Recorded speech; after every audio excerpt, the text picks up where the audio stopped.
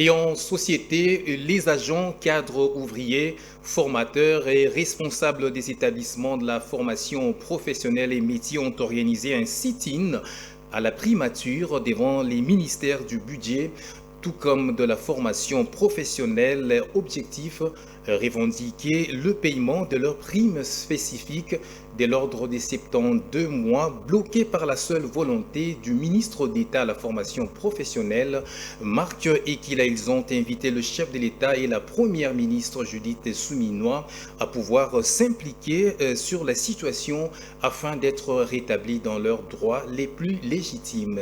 Regardez.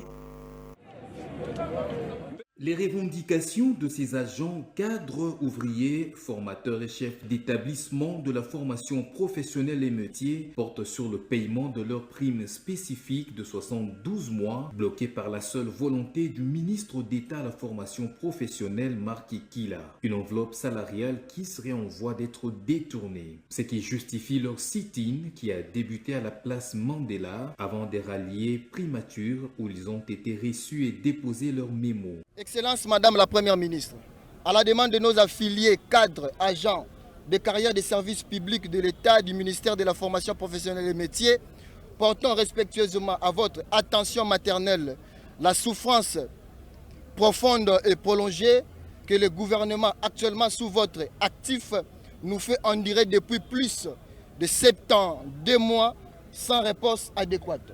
En effet, depuis l'avènement du ministère, la majorité des agents formateurs, personnels soignants, ouvriers et cadres, aussi bien que des services centraux que des établissements publics et conventionnés, demeurent impayés.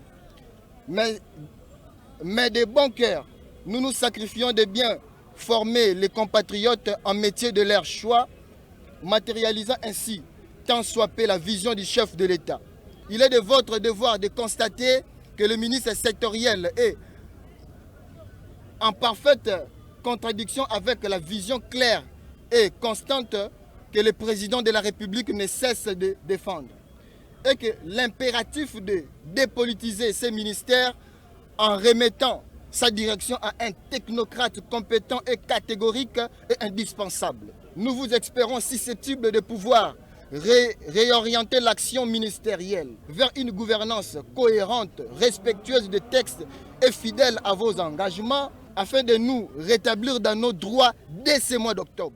De la primature, ces agents se sont dirigés vers le ministère du Budget pour faire également entendre leur voix avant d'échuter au ministère de la formation professionnelle où ils ont brûlé des pneus.